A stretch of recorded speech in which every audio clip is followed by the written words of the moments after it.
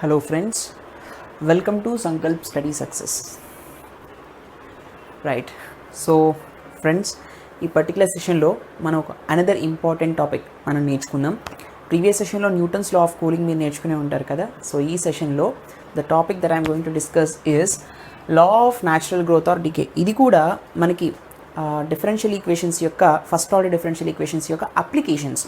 Even Newton's law of cooling అయినా it is one of the applications of మనకి differential equations of first order. Right, so law of natural growth or decay ఏం చెప్తుంది ఇది అంటే, law of natural growth or decay ఏం లేదన్నా, సింపుల్గా కొన్ని పదార్థాలు ఉన్నాయనుకోండి, కొన్ని మెటీరియల్స్ కొంత టైం అయ్యేటప్పటికి అవి డీకంపోజ్ అయిపోతాయి. ఫుడ్ మెటీరియల్స్ కానీ సంథింగ్ ఎనీథింగ్ ఎల్స్, కొంత టైం అయిన తర్వాత అవి డీకంపోజ్ అయిపోతాయి. వాటి యొక్క రేట్ ఎంత టైంలో అది డీకంపోజ్ అవుతుంది అంటే, బ్యాక్టీరియా పట్టేసింది అనుకోండి ఏదైనా ఫుడ్ ఐటమ్కి, అవి డీకంపోజ్ అయిపోతాయిగా. సో అవి ఎంత టైంలో, ఎంత రేట్ ఆఫ్ టైంలో అవి ఒరిజినల్ ప్రొడక్ట్ కాస్త డీకంపోజ్ ప్రొడక్ట్ కింద కన్వర్ట్ అవుతుంది అనేది ఇక్కడ main concept, basing on the idea of bacteria. Right, decay అనమాట. గ్రోత్ ఆర్ డీకే, గ్రోత్ అన్నప్పుడు ప్లస్ సింబల్ తీసుకోవాలి, డీకే అన్నప్పుడు నెగిటివ్ సింబల్ తీసుకోవాలి. గ్రోత్ అంటే పెరగడం. ఇప్పుడు గడ్డి పెరుగుతుంది అనుకోండి, ఇట్ ఈస్ ఎ గ్రోత్, అక్కడ ఒక ఎక్స్పెరెన్షియల్ ఇంక్రీజ్ ఉంది. అదే ఒక ఫుడ్ ఐటమ్ పాడైపోయింది అనుకోండి, దెర్ ఈజ్ అ డిక్రీజ్, అవునా కదా. సో గ్రోత్ అన్నప్పుడు పాజిటివ్ తీసుకోవాలి, డికే అన్నప్పుడు మైనస్ తీసుకోవాలి, అది తేడా. సరే, let x of t be the amount of substance at time t. ఒక సబ్స్టెన్స్ ఉంది, ఎక్స్ అనే ఒక సబ్స్టెన్స్ ఉంది, ఆ సబ్స్టెన్స్ టైం మీద ఆధారపడుతుంది. It is the variable, it is with respect to time ఉందన్నమాట. It is with a variable of time, function of టైంలో ఉంది సింపుల్గా చెప్పాలంటే. సరే, అంటే టైంని బట్టి అది మారుతోంది అని దాని అర్థం, ఆ పర్టికులర్ అమౌంట్ ఆఫ్ సబ్స్టెన్స్ అనేది. సరే, అంటే సర్టెన్ టైంలో అది 500 grams ఉంటే తర్వాత టైంలో 400 అయిపోవచ్చు, తర్వాత 350 అయిపోవచ్చు, అలా దానిలో ఒక మార్పు వస్తుంది విత్ రెస్పెక్ట్. అందుకే దాన్ని ఫంక్షన్ ఆఫ్ టైంలో చెప్పాం ఆ అమౌంట్ ఆఫ్ సబ్స్టెన్స్ని. And let the substance be getting converted chemically. ఇది వెరీ ఇంపార్టెంట్. ఒక కెమికల్ ప్రాసెస్ దాని మీద జరుగుతుంది. కెమికల్ ప్రాసెస్ జరగడమే కదా బ్యాక్టీరియాస్ డీకంపోజ్ అవ్వడం అన్న ఇది జరగడం అనేది ఇట్స్ అ కెమికల్ ప్రాసెస్. సరే, a law of chemical conversion states that, జనరల్గా ఒక కెమికల్ కన్వర్షన్ అనే లా మనకి ఏం చెప్తుంది అంటే, the rate of change of amount of x of t of a chemically changing substance.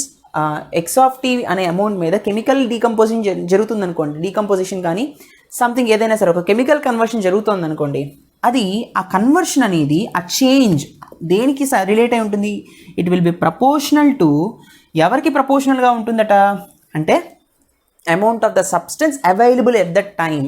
ఏ టైంలో అది స్టార్ట్ అయిందో, అది స్టార్ట్ అయినటువంటి టైంలో దాని మీద ఎంత సబ్స్టెన్స్ ఉందో ఆ సబ్స్టెన్స్ మీద డిపెండ్ అవుతుంది.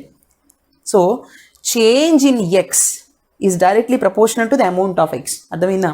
Change in the substance with respect to time is proportional to the amount of substance. అంతే, dx by dt is directly proportional to x. ఓకేనా? సరే, ఎప్పుడైతే అంటే అమౌంట్ ఆఫ్ సబ్స్టెన్స్ పెరిగితే చేంజ్ కూడా విత్ రెస్పెక్ట్ టైం పెరిగిపోతుంది, అది డైరెక్ట్లీ ప్రపోర్షన్ అంటే అర్థం. అమౌంట్ ఆఫ్ సబ్స్టెన్స్ తగ్గిపోతే change with respect to time కూడా తగ్గిపోతుంది.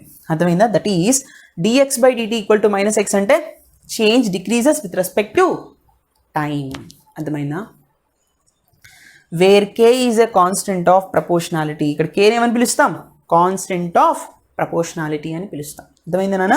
సో ఇక్కడ మైనస్ ఏం చెప్తుంది? డీకే గురించి చెప్తుంది. ఒకవేళ మనం గ్రోత్ గురించి మాట్లాడితే పాజిటివ్ సింబల్ పెడతాం, అది తేడా గుర్తుపెట్టుకోండి. డిఎక్స్ బై డిటీ ఇక్కడ మైనస్ కేఎక్స్ అంటే ఇక్కడ పాజిటివ్ అయినా పెట్టుకోవచ్చు, అప్పుడు గ్రోత్ అని చెప్పాలి. ఇక్కడ నేను డీకే గురించి చెప్తే మాత్రం నెగిటివ్ సైన్ పెట్టాలన్నమాట. రైట్, సరే, బాగానే ఉంది. ఇప్పుడు తర్వాత ఏం చేయాలి? So dx by dt is proportional to x అనుకున్నాము, ప్రపోర్షనాలిటీ తీసేసాము, ఈక్వల్ టు మైనస్ కేఎక్స్ పెట్టాం. తర్వాత ప్రాసెస్ ఏంటి? ఈ డెఫినేషన్ అంతా రాసిన తర్వాత law of natural growth and decay అడిగినప్పుడు ఆర్ డీకే అడిగినప్పుడు, ఇక్కడ నేను డీకే గురించి మాట్లాడుతున్నాను, గ్రోత్ గురించి అయినా సేమ్ నాన్న, కాకపోతే మైనస్ ప్లేస్లో మనం ప్లస్ పెడతాం, అంతే తేడా, మిగిలిందంతా సేమ్ టు సేమ్. ఓకేనా? ఎనీవే, సరే, ఇప్పుడు మనం ఏం చేద్దాము అంటే, లిజన్ కేర్ఫుల్లీ, సి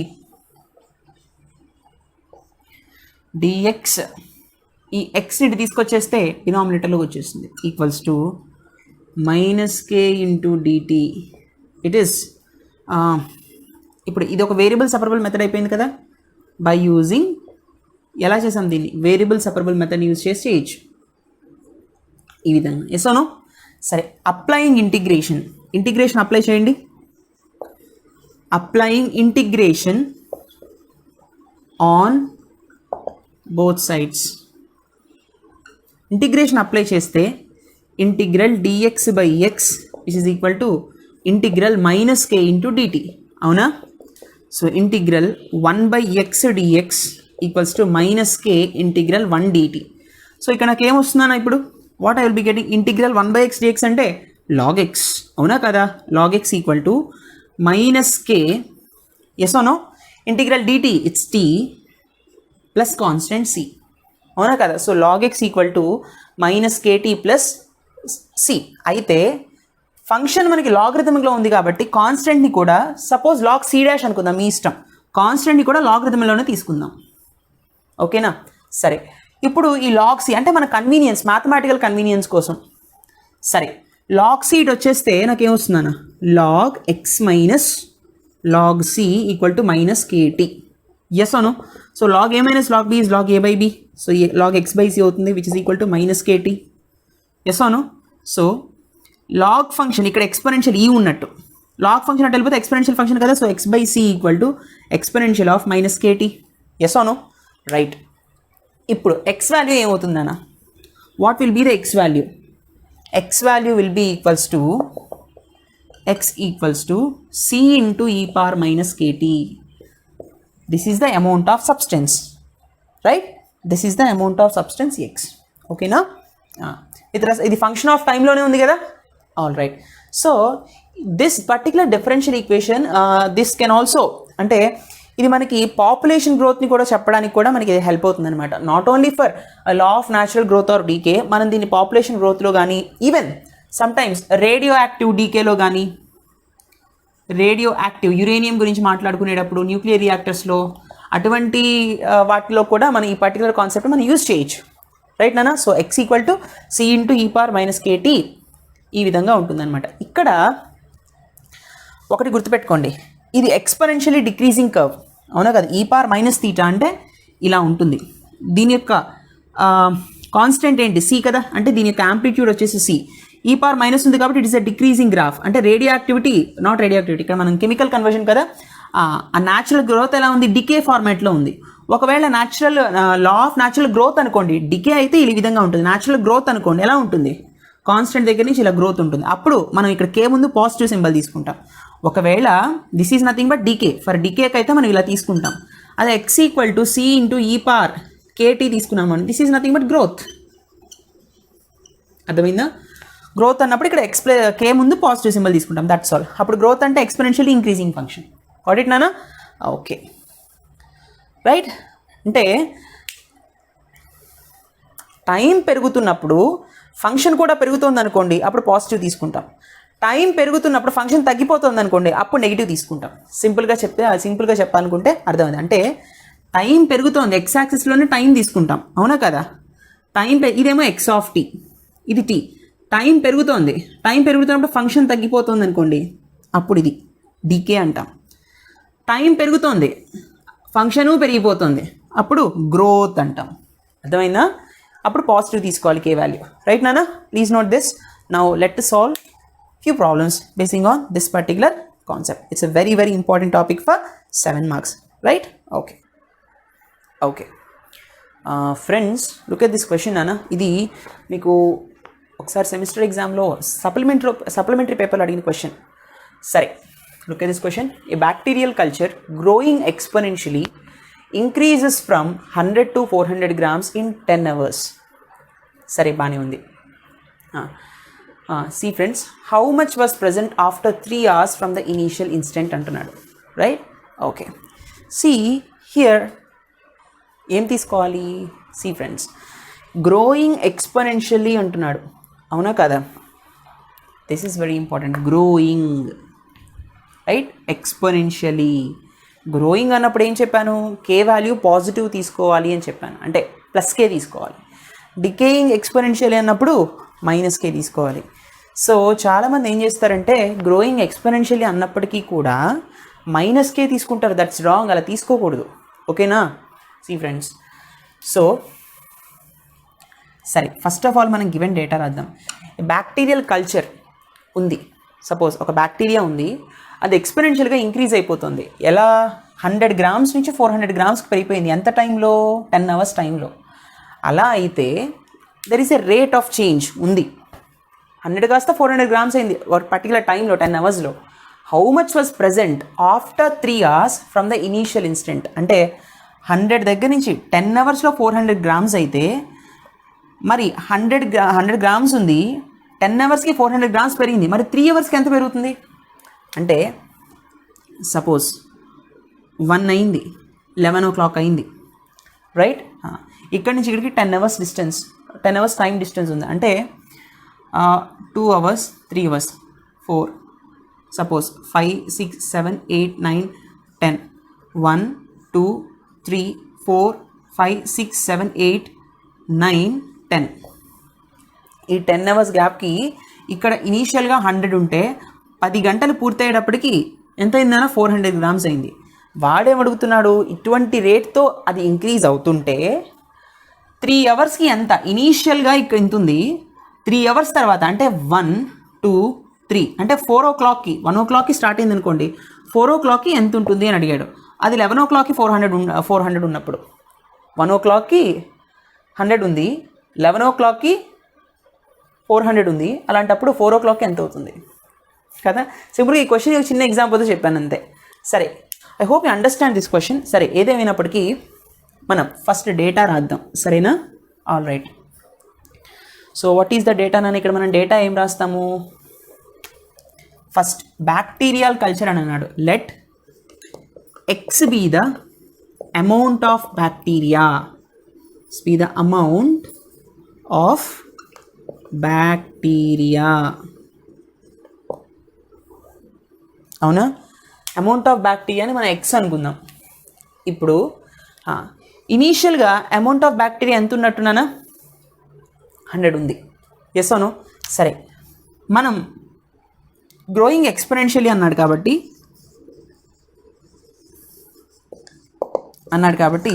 దీన్ని మనం ఎలా తీసుకోవచ్చు? ఎక్స్ని మనం ఎలా తీసుకోవచ్చు? అకార్డింగ్ టు ఇందాక మన ఫార్ములా చూసాం కదా, x equal to c into e power plus KT తీసుకోవాలి. అవునా? C into e power plus KT తీసుకోవాలి. ఓకే, బాగానే ఉంది. సరే, ఇప్పుడు వాడు ఇచ్చినటువంటి డేటాలో టీ ఈజ్ ఈక్వల్ టు 0 దగ్గర ఎక్స్ వాల్యూ 100 grams, అవునా కదా? బై గివెన్ డేటా ఇనీషియల్గా 100 grams ఉంది. At t equal to 0 x equal to 100 grams, exactly 100 grams, correct. Amount వచ్చేసి 100 grams ఉంది. సబ్స్టిట్యూట్ చేయండి అని ఈక్వేషన్. లెటర్ సపోజ్ దీని ఈక్వేషన్ 1 అనుకున్నప్పుడు, so 100 grams equal to c into e power K into 0 ఏమొస్తుంది? C into e power 0 is 1. Yes అను. So c value is 100 grams. C value is 100 grams కదా, 100. C value is a constant కదా, c value is 100. So ఈ c వాల్యూని first ఈక్వేషన్లో substitute చేస్తే, substitute in equation 1, what I will be getting నానా? I will be getting x equals to ఏమొస్తుంది? 100 into e power kt. అవునా? బాగానే ఉంది. Let us suppose this is equation 2. ఇప్పుడు ఏమిచ్చాడు? 10 hours టైం పడుతుందట. అవునా? 10 hours టైంలో అది 100 కాస్త 400 అయింది. అవునా కదా? So at t is equal to 10 ఏమవుతుందన్న? ఎక్స్ ఈక్వల్స్ టు 400 grams అవుతుంది. ఎస్ అవును. సబ్స్టిట్యూట్ చేయండి. సో 400 ఎక్స్ ప్లేస్లో 400 సబ్స్టిట్యూట్ చేస్తే 100 ఇంటూ ఈ పార్ కే ఇంటూ 10, టీ ప్లేస్లో 10 సబ్స్టిట్యూట్ చేద్దాం. So 2 zeros gets cancel. 4 equals to 1 into anything is this anything, ఈ power K into 10, or else ఈ పార్ 10k, ఈ పార్ 10k. ఎక్స్పోనెన్షియల్ ఫంక్షన్ ఎటు వస్తే లాగ్ అయిపోతుంది కదా, log 4 equals to 10k. Implies దీన్ని ఎలా రాస్తున్నాను చూడండి. k ఈక్వల్ టు ఏమవుతుంది? 10 కిందకు వచ్చేసింది. So 1/10 log 4. log 4 నేను మళ్ళీ ఎలా రాయొచ్చు? k ఈక్వల్స్ టు 1/10 log 2² అని రాయొచ్చు కదా, 2 ముందుకు వచ్చేస్తుంది కదా లాగ్ ఫంక్షన్కి. So 1/10 into 2 log 2, 2 5 10. What I will be getting నానా? k equals to 1/5 log 2. So what is the value of k? 1/5 log 2. ఇప్పుడు మనం ఇక్కడ 2 అన్నోన్స్ ఉన్నాయి, c ఒకటి, k ఒకటి. అవునా కదా? So c value find out చేసాం, right, using the initial concept, initial amount. తర్వాత కే వాల్యూ కూడా ఫైండ్ అవుట్ చేసాం using the final amount with respect in this particular time. అవునా, మనల్ని క్వశ్చన్ ఏం అడుగుతున్నారు, how much was present after 3 hours from the initial instance. అంతే కదా, 3 గంటలు అయిన తర్వాత అసలు ఎంత ఉంది అని అడుగుతున్నారు. అంటే ఇక్కడ time t is equal to 3 తీసుకోవాలి. 3 తీసుకుని ఇప్పుడు నాకు కే వాల్యూ తెలుసు, సి వాల్యూ తెలుసు, అప్పుడు ఎక్స్ ఎంత ఉందో చెప్పాలి, టైం 3 సబ్స్టిట్యూట్ చేయాలి. అంతే కదా, దట్స్ ఆల్, ఫినిష్, ఆన్సర్ వచ్చేసింది మనకి. Now let us solve that. Okay, సీనా, ఇటువంటి క్వశ్చన్స్ మమ్మల్ని ఖచ్చితంగా 8 మార్క్స్ కానీ 7 మార్క్స్ కానీ అడుగుతారు. Very very important.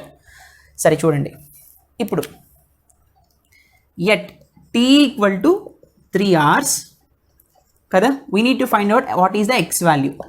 అవునా, సరే బాగానే ఉంది. వాట్ ఈజ్ ఎక్స్ నానా, c into 100 into c value 100 e power plus k అంటే 1/5 log 2 ఇంటూ టైం వాల్యూ ఎంత, it's 3.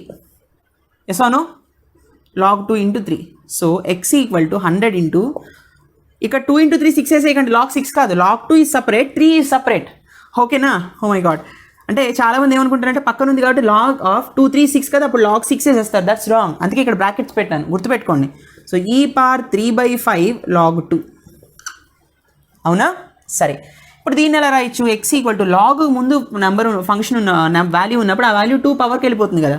So x equal to 100 into e power log 2 power 3/5.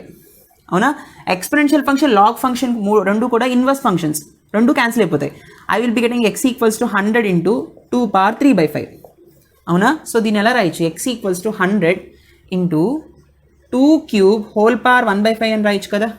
So this is nothing but X equals to 100 into 2 cube is nothing at 8 power 1/5. So మనం క్యాల్సీలో మనం find out చేస్తే 8 power 1/5 is nothing but 1.414.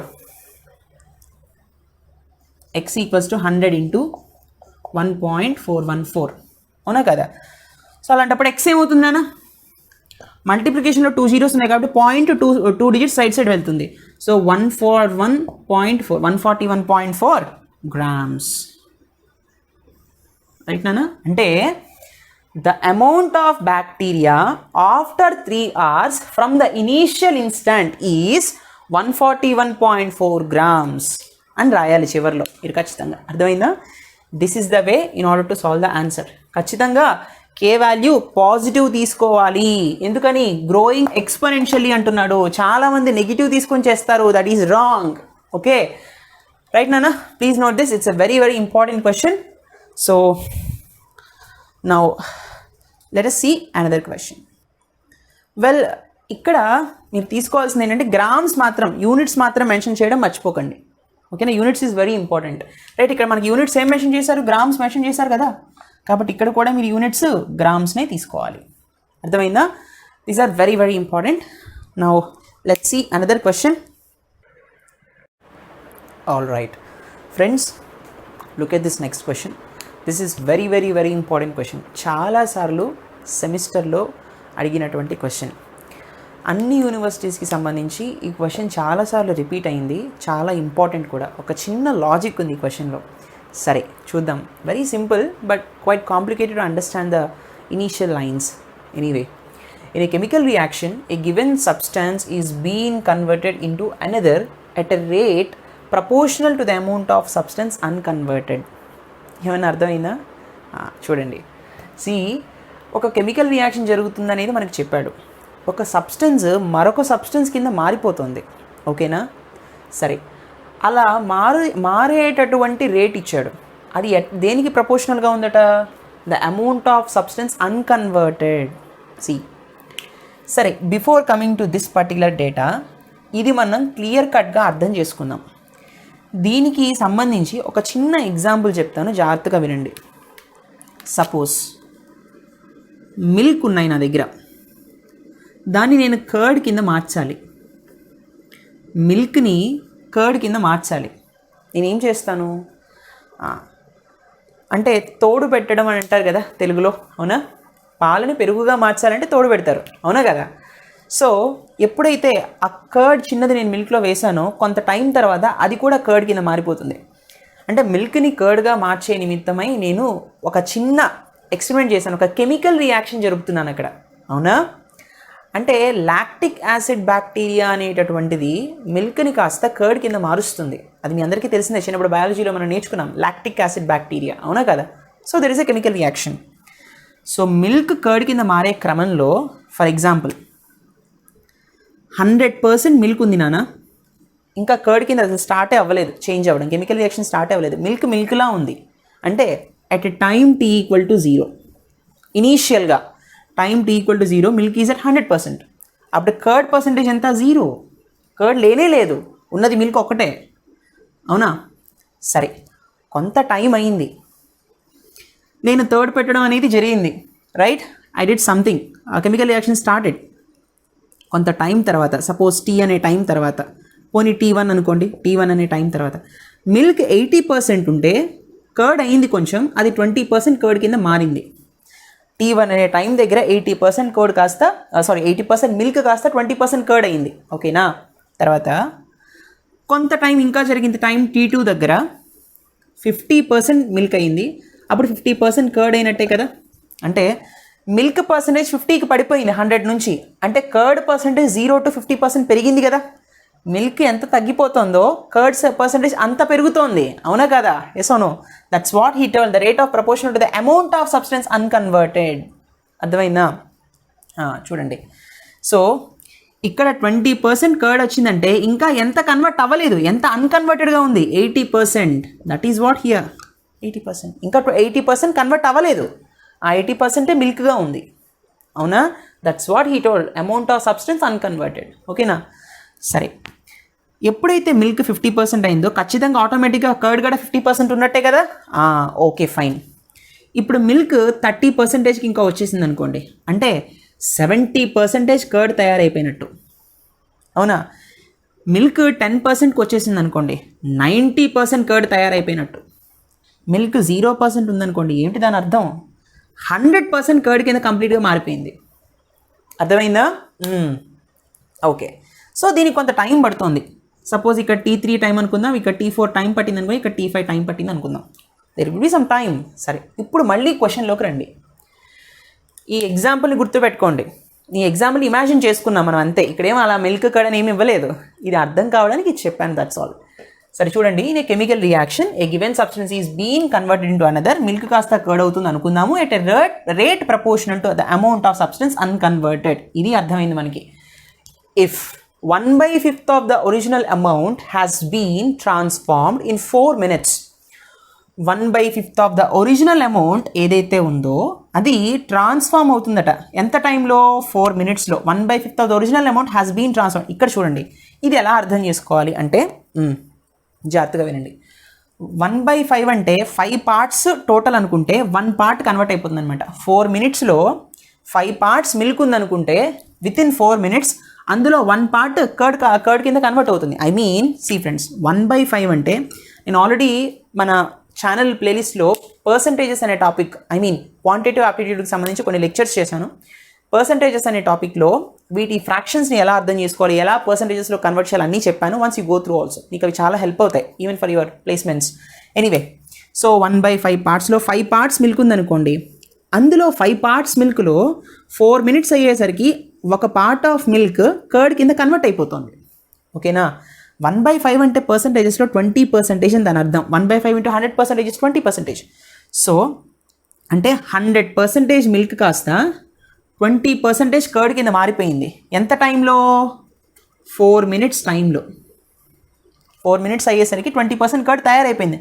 ఇంకా ఎంత convert అవ్వాలి? 80% convert అవ్వాలి, అవునా కదా? 80% milk ఉంది, ఇంకా this is the remaining milk. ఇది ఒరిజినల్ మిల్క్ అనుకుందాం, ఒరిజినల్గా ఇంత ఉంది. ఒరిజినల్ మిల్క్ కాస్త 20% కన్వర్ట్ అయ్యింది కర్డ్ కింద, అప్పుడు ఇంకెంత ఉంది? రిమైనింగ్ 80% రిమైనింగ్ ఉంది. ఆ రిమైనింగ్ని X అనుకుందాం. అర్థమైందా? ఈ విధంగా అనమాట. సరే, అలా కన్వర్ట్ అయితే హౌ మచ్ టైం, ఎంత టైంలో will be required to transform 1/2? ఎంత టైంలో 100% కాస్త 50%కి వస్తుంది, అంటే 50% కర్డ్ అవుతుంది. ఎంత టైంలో అంటే 0 to 20% కర్డ్ అవ్వాలంటే 4 minutes పడితే మనకి 50% కర్డ్ అవ్వాలంటే ఎన్ని మినిట్స్ పడుతుంది? That's the question. చూసారా, ఈ ఎగ్జాంపుల్ని కన్సిడర్ చేసుకున్నప్పుడు ఎంత ఈజీగా ఉంది మనకు అర్థం చేసుకోవడానికి క్వశ్చన్. ఊరికే క్వశ్చన్ చదివేస్తే ఏం అర్థం కాదు. ఒక ఎగ్జాంపుల్ని అజ్యూమ్ చేసుకోవాలి. This is what called logical thinking. ఇలా మీరు ఆలోచించాలి. ఒక ఇంజనీర్గా ఉన్నారంటే ఇటువంటి ఎగ్జాంపుల్స్ మీరు ఊహించాలన్నమాట. అర్థమైందా? ఎనీవే, సో ఇప్పుడు మీకు ఈ కాన్సెప్ట్ అర్థమైందని నేను అనుకుంటున్నాను. Now let us solve the problem. సరే చూడండి, డేటాను ముందు మనం ఎలా రాయాలి. ఆల్ రైట్, సపోజ్ ఒరిజినల్గా ఒరిజినల్ సబ్స్టెన్స్ అంటే మిల్క్ 100% కదా. ఒరిజినల్గా మిల్క్ ఉంది మన దగ్గర, అది 100%. ఒరిజినల్ సబ్స్టెన్స్ మిల్క్ అనుకుంటున్నాం కాబట్టి స్మాల్ m అనుకుందాం. Original substance be m grams అందనుకుందాం. ఓకేనా? ఓకే, సో ఇప్పుడు కెమికల్ రియాక్షన్ జరిగింది కదా. ఇక్కడ నేను ఏమనుకుంటున్నానంటే the amount of the remaining substance, chemical reaction జరిగింది. అప్పుడు ఏమవుతుంది? The amount of remaining substance అంటే amount of remaining substance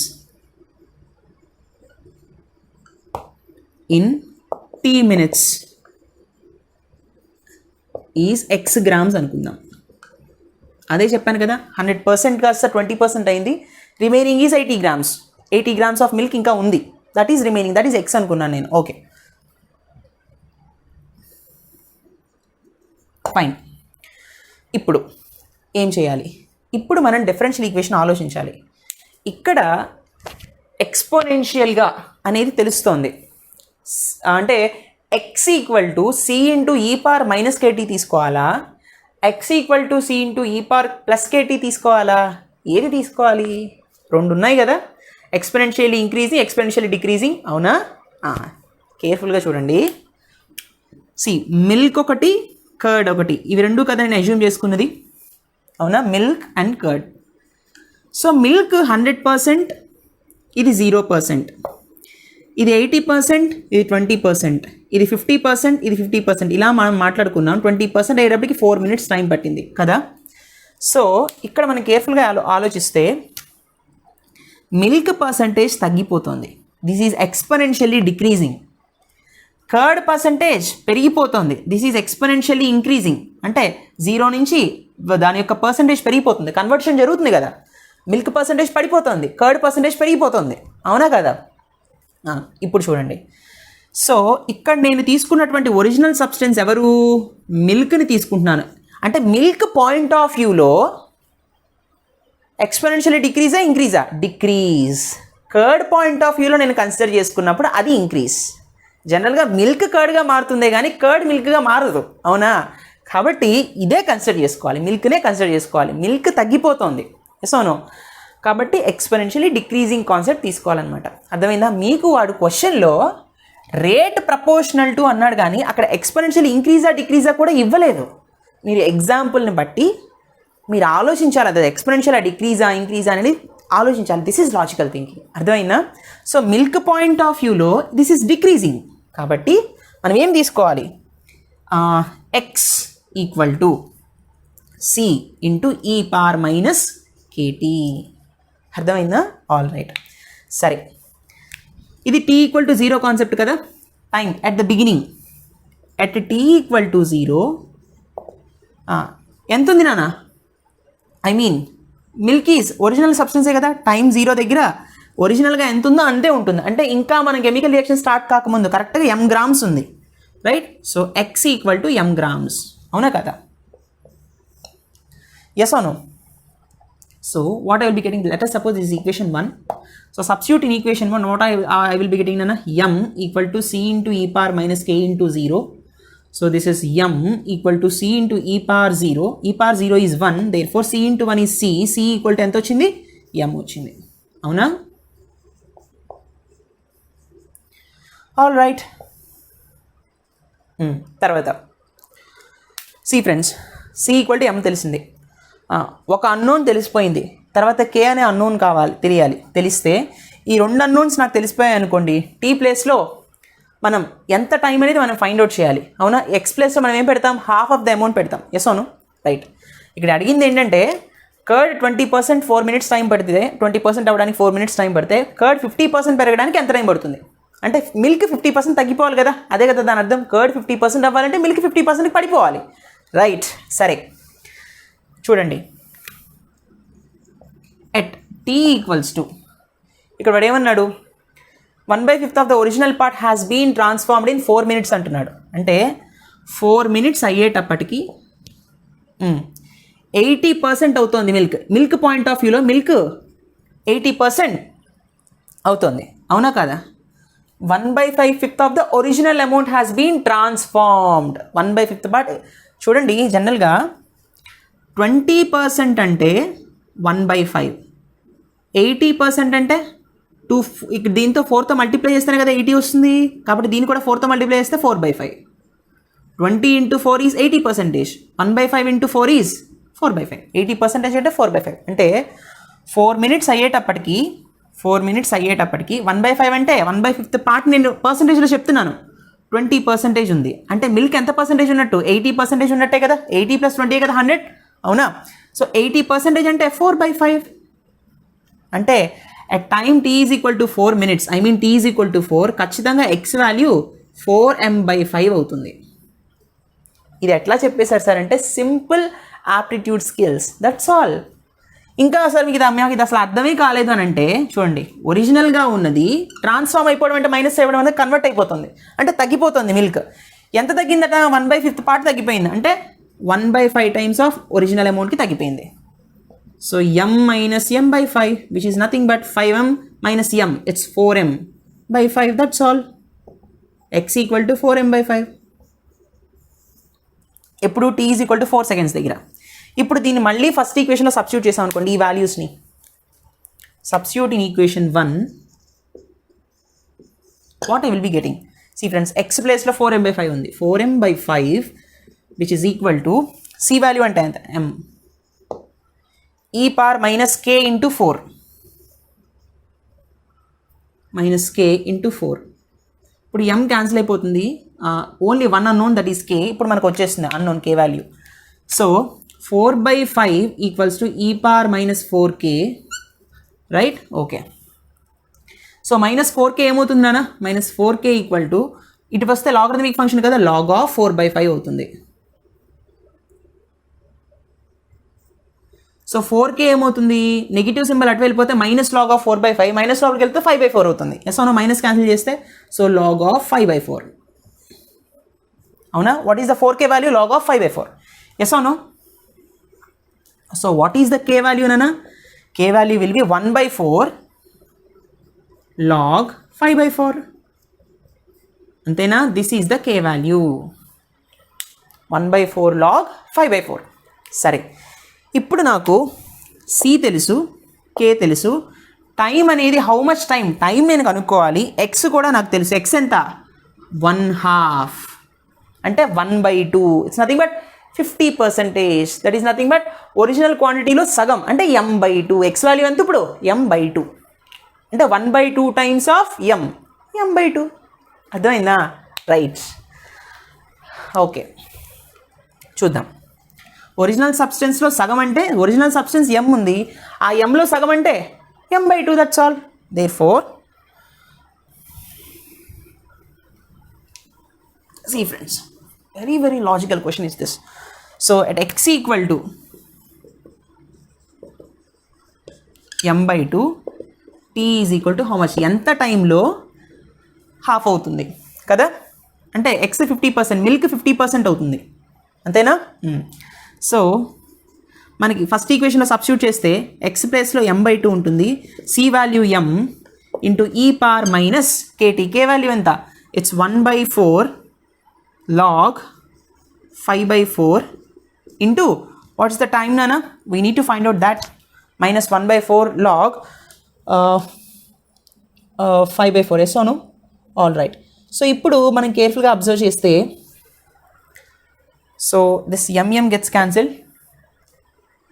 minus 1/4 log 5/4 into t. All right. Okay nana, yes.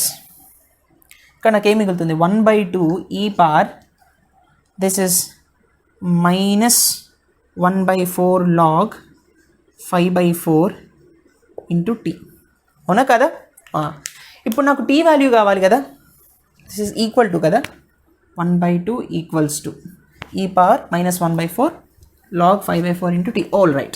Okay. So ఇప్పుడు చూడండి కేర్ఫుల్గా calculation, it's very important now. So ఈ exponential function ఇటు వచ్చేస్తే నాకేం వస్తుంది, లాగరిథమిక్ ఫంక్షన్ వస్తుంది. Log 1/2 equals to -1/4 log 5/4 into t. అవునా? ఈ టీని ఇక్కడ నేను t/4 అని రాసుకోవచ్చు కదా. ఆల్ రైట్, సరే. ఈ లాగ్ ఫంక్షన్ ఇటు తీసుకొస్తే log 1/2 divided by log 5/4 which is equal to -t/4. Yes or no? All right. So -t equal to 4 times of 4 ఇటు వచ్చేస్తుంది కదా, log 1/2 into divided by log 5/4. Right? Okay. So ఇప్పుడు దీన్ని మనం కేర్ఫుల్గా అబ్జర్వ్ చేస్తే ఇక్కడ ఏమొస్తుందన్నా, -t ఈక్వల్ టు 4 లాగ్ 1/2 అంటే లాగ్ 1 మైనస్ లాగ్ 2 అంతేనా, divided by this is log 5 minus log 4 అంతేనా. Log a/b is log a minus log b కదా. సరే, లాగ్ 1 వాల్యూ ఎంతనా, log 1 value is 0, this value is 0. So -t equal to 4 into minus log 2 right, divided by log 5 minus log 4. అన్నా 4 minus log 2 కాదు, 4 into minus log 2. అప్పుడు this is nothing but -4 log 2 ఏనా. So ఈ minus cancel అయిపోతుందా. All right, అది గుర్తుపెట్టుకోండి. So what is the value of t నానా here? The value of t equals to 4 log 2 divided by log 5 minus log 4. So మీరు ఈ particular అంటే log 2 వాల్యూని, log 5 వాల్యూని, log 4 వాల్యూస్ని మీరు క్యాలిక్యులేట్ చేసి దాన్ని సాల్వ్ చేస్తే క్యాల్సీలో మీకు దాదాపుగా 12.42 minutes వస్తుంది. 12.42 is the answer. I mean this is approximately 13 minutes.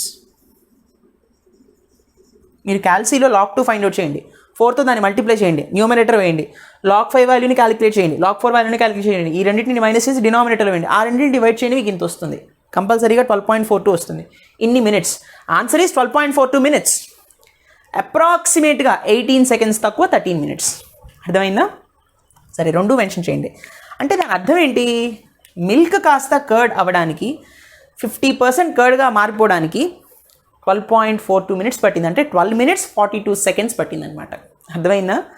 So ఈ విధంగా మనం క్వశ్చన్ని సాల్వ్ చేస్తాం. So the amount of time that is required to transform 1/2 is nothing but 12.42 minutes అని చెప్పి చక్కగా బాక్స్లో పెట్టండి. రైట్ నానా? I hope you understand this lecture. మీకు నిజంగా ఈ లెక్చర్ నచ్చినట్లయితే please do like, comment and share. Don't forget to subscribe. మీకు ఇంకా ఫర్దర్గా ఇటువంటి క్వశ్చన్స్ యొక్క సొల్యూషన్స్ కావాలి అన్నా, మీకు ఇంకా ఏమైనా జూమ్ సెషన్స్ సపరేట్గా స్పెషల్ క్లాసెస్ మీకు కావాలన్నా సరే, you can contact us, you can call us. ఖచ్చితంగా మీకు ప్రొవైడ్ చేస్తాను. Thank you so much for watching. Thank you so much for all your love and support. See you in the next session. Take care. Bye-bye.